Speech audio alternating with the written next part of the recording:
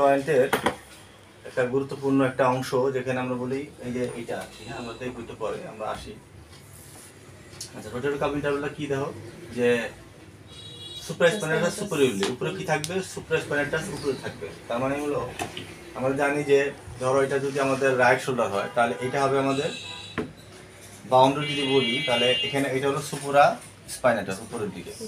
আচ্ছা, and the subscapularis ইনফেরিয়রলি, আমরা জানি যে স্ক্যাপুলার হিন থেকে আসে আইসা এই জায়গায় লাগে ইনফ্রাস্পাইনাটাস সাবস্ক্যাপুলারিস। তাহলে সাবস্ক্যাপুলারিস এবং সুপ্রাস্পাইনাটাস মাঝখানে যে একটা অ্যাঙ্গেল আছে, এই যে অ্যাঙ্গেলটা তৈরি হলো এটাকে বলা হচ্ছে রোটেটর কাপ ইন্টারভাল। এটাকে বলা হচ্ছে rotator cuff interval. And the coracoid process form is middle base. Coracoid process কোনটা? কোরাকয়েড প্রসেস ধরো এটা হলো কোরাকয়েড প্রসেস, তাই না? এটা তাহলে কি বলছে এটা, তাই তো? এই তাহলে বলতেছে coracoid process form is middle base. তাহলে এই মিডলে কে থাকবে? Coracoid process. আর উপরে কি থাকবে? সুপ্রাস্পাইনাটাস। আর নিচে দিকে থাকবে সাবস্ক্যাপুলারিস। কি থাকবে? এখান থেকে এসে সাবস্ক্যাপুলারিস আর লেজার টিউবারকেলের এই জায়গায় থাকবে, তাই তো? এই সাবস্ক্যাপুলারিস, সাবস্ক্যাপুলারিস এখানে আমার আঙুলটা হলো সাবস্ক্যাপুলারিস টেন্ডন, উপরে হলো সুপ্রাস্পাইনাটাস, আর হলো মিডলে কে থাকে? Coracoid process. Coracoid process.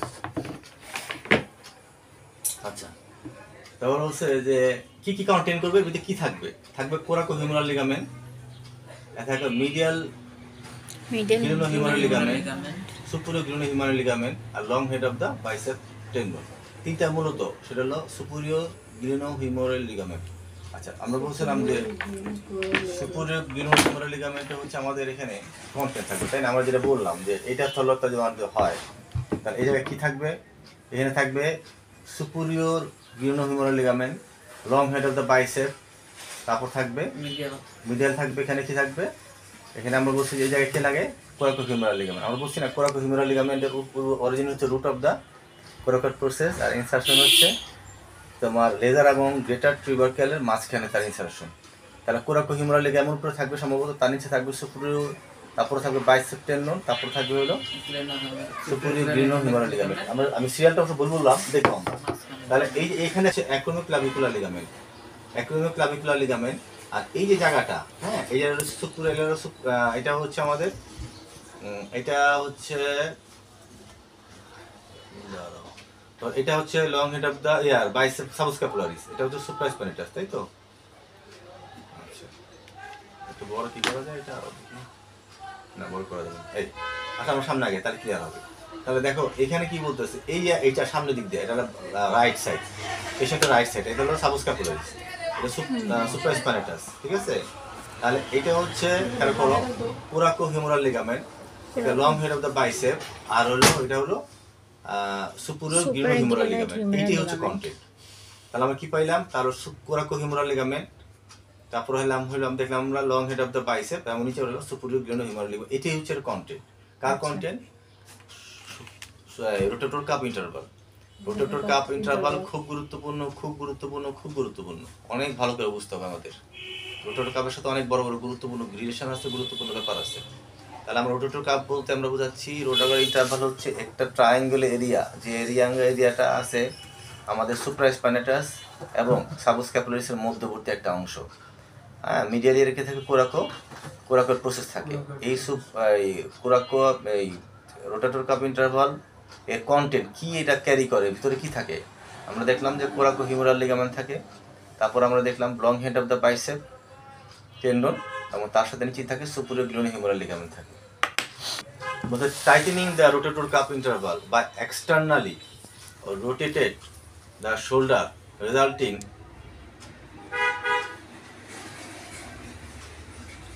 resulting in decreased posterior, superior, inferior glenohumeral instability. বলতেছে যে এই যে রোটেটর কাপ ইন্টারভাল যদি টাইট হয় তাহলে কি হবে? আমাদের দেখবো আমরা কি পোস্টেরিয়র এবং ইনফেরিয়র গ্লিনোহিউমেরাল ইনস্টেবিলিটি কমে যাবে। কেন কমে যাবে? কারণ এটা যদি টাইট থাকে। কারণ আমরা জানি যে রোটেটর ইন্টারভাল আমাদেরকে পোস্টেরিয়রলি এবং ইনফেরিয়রলি সাপোর্ট দেয় ও স্টেবিলিটি দেয়। যদি স্টেবিলিটি দেয়, যদি এটা টাইট হয়, কন্ট্যাক্ট করে, তাহলে স্টেবিলিটি কমে যাবে। কার? ইনফেরিয়র এবং পোস্টেরিয়র। কোথায় কমে যাবে? ইনফেরিয়র এবং পোস্টেরিয়র। ইনফেরিয়র পোস্টেরিয়র কমে যাবে। কেন কমে যাবে? কারণ যদি আমার রোটেটর ইন্টারভাল যদি কন্ট্রাক্ট করে, যদি কি করে? কন্ট্রাক্ট করে। একটা ব্যাপার আমরা ফাংশন বুঝলাম, তাহলে বুঝতে হবে যদি পোস্টেরিয়র ইনফেরিয়র যদি আমি স্টেবিলিটি রাখতে চাই, যদি স্টেবিলিটি রাখতে চাই, তাহলে কি এটা ছোট রোটর কাপ ইন্টারভালকে ইনট্যাক্ট রাখতে হবে, ভালো রাখতে হবে। ভালো রাখার জন্য আমাদের কি করতে হবে?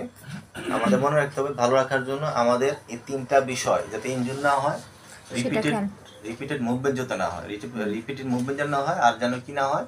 ইনজুরি না হয়। সেগুলো কুড বি কন্ট্রিবিউটিভ স্টোরি। কথাটা যেটা একটু আগে বললাম, যে কথাটা একটু আগে যে বললাম, যে আমরা যে নেগেটিভ প্রেশার কার শোল্ডার ক্যাপসুলের মধ্যে যে নেগেটিভ প্রেশার থাকে, সেই প্রেশারটা যদি নেগেটিভ না থাকতে পারে, কেন? যদি আমি রোটেটর ইন্টারভাল প্রবলেম হয়, তাহলে নেগেটিভ প্রেশার ব্যাহত হবে। আর সেখানে অনেকগুলো রিসেপ্টর থাকে, যে রিসেপ্টরগুলো নেগেটিভ প্রেশারকে ইনটেক্ট রাখে। যদি নেগেটিভ প্রেশার কমে যায় বা নেগেটিভ প্রেশার যদি ঠিকমতো না থাকে, তাহলে মোটর ফাংশন অফ দ্য অন্য মাসেলগুলো, যেমন এই তিনটা গিটটাকে বললাম, long head of the bicep, superior glenohumeral ligament যদি ইনজুরি হয় বা রিপিট মুভমেন্ট হয়, তাহলে নেগেটিভ প্রেশার থাকবে না। নেগেটিভ প্রেশার না থাকলে সাবলাক্সেশন হবে। কি সাবলাক্সেশন হবে? Shoulder joint. Capsule create an anatomic seal that allow for the negative pressure to generate between the glenohumeral portion. এটা হচ্ছে প্যাসিভ স্টেবিলিটি। হ্যাঁ, এটা প্যাসিভ স্টেবিলিটি বলতেছে, আমি কি বললাম? অ্যাক্টিভ না, প্যাসিভলি। এই যে একটু আগে বললাম নেগেটিভ প্রেশার, অ্যাটমসফিয়ারিক প্রেশার যেটা বললাম, সেটা হচ্ছে প্যাসিভ স্টেবিলিটি। এটার অর্থ হলো এইটা। আমরা এটার সাথে এটা কি করবো? কোরিলেট করবো। আমরা বলতেছি যে এক্স-রে ফ্রোজেন শোল্ডার করতে হবে। কেন করতে হবে? গুরুত্বপূর্ণ যে তিনটা পয়েন্ট বলছি, খেয়াল করতে হবে। একটা এক্সরে আমরা দিব, দিয়ে বলবো যে এই এক্সরে জায়গায় কত থাকবে? Normal 10 millimetre. আর যদি কম থাকে তাহলে ফ্রোজেন শোল্ডার। এখানে স্পেস কমে যাবে এবং আর কি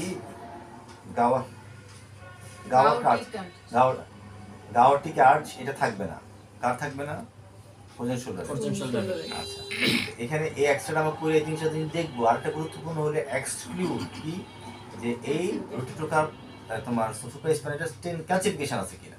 আর যদি আমরা এক্সরে করি, তাহলে যে একটা সাদা দানা একটা স্পট পাবো, যেটা দেখে আমরা বুঝবো এইটা আমাদের সুপারস্পাইনাট ক্যালসিফিকেশন। এই জন্য আমাদের শোল্ডার জয়েন্ট এক্সরে করা জরুরি ফ্রোজেন শোল্ডারের ক্ষেত্রে। ইপিডেমিওলজি খুব গুরুত্বপূর্ণ। সেটা হলো কয়টা পয়েন্ট আমাদের মনে রাখতে হবে, যে শোল্ডারের যে রেস্ট্রিকশন তো আমরা জানলামই, তাই না? 2 নম্বর পয়েন্ট হচ্ছে অ্যাক্টিভ প্যাসিভ, এটাও জানি আমরা। 3 নম্বর হলো 40 থেকে 60 বছর বেশি হয়।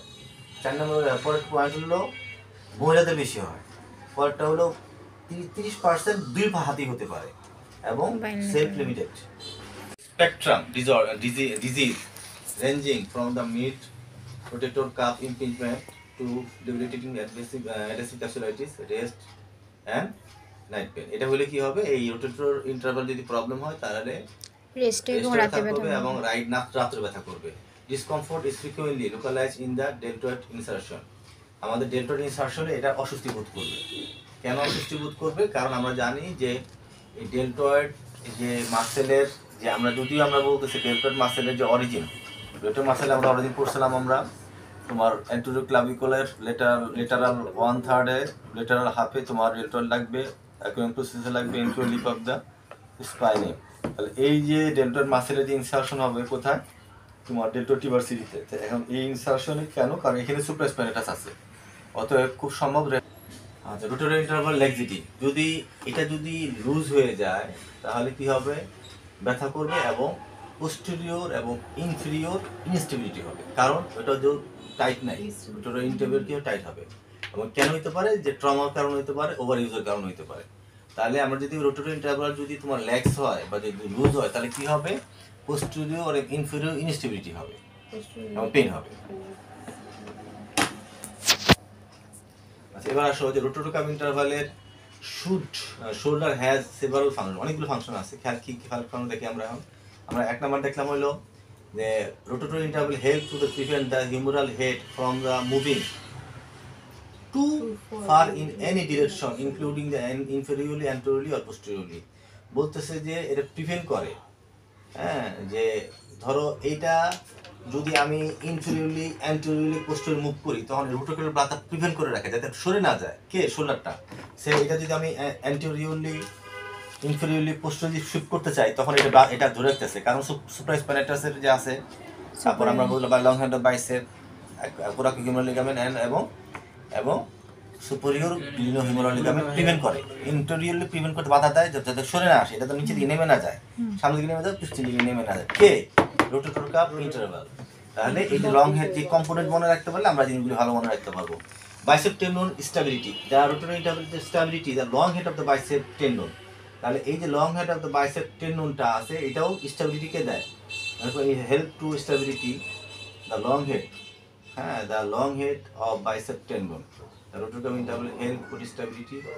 এই যে long head of the bicep টেন্ডনকে কি করে স্টেবিলিটি থেকে এই রোটেটর কাপ ইন্টারভাল হেল্প করে। আচ্ছা limit excessive motion, rotator interval limit excessive glenohumeral motion বলতেছে যে কথা এটা তোমার এটা যদি তুমি মনে করো 180 ডিগ্রি আর তুমি যদি বলো না আমি আরো বেশি নেব তাহলে কে বাধা দিবে? এই রোটেটর ইন্টারভাল বাধা দিবে। তুমি যদি বলো না আমি ফ্লেকশন আছে 170 ডিগ্রি আমি আরো নিতে চাই তাহলে কে বাধা দিবে? এটা।